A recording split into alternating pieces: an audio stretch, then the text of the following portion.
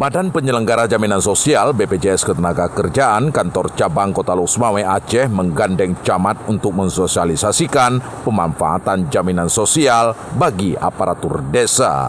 Kegiatan ini diikuti oleh 20 camat se-Kabupaten Aceh Utara. Kepala BPJS Ketenagakerjaan Kantor Cabang Lok-Sumawe, Syarifah Wan Fatimah mengatakan, seluruh pihak kecamatan dilibatkan untuk mencegah kerumunan aparatur desa memperoleh jaminan sosial di tengah pandemi COVID-19.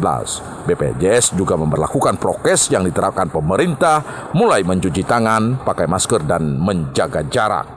Kita hari ini rapat evaluasi dan sosialisasi kepesertaan BPJS Ketenagakerjaan bagi aparatur desa yang diwakili hari ini adalah dari camat sewilayah Kabupaten Aceh Utara.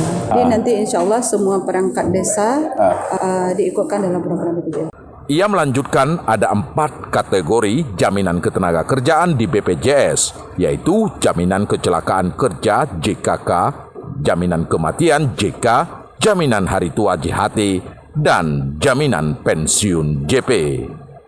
Dari Provinsi Aceh, Erwin Jalaluddin melaporkan untuk KBR.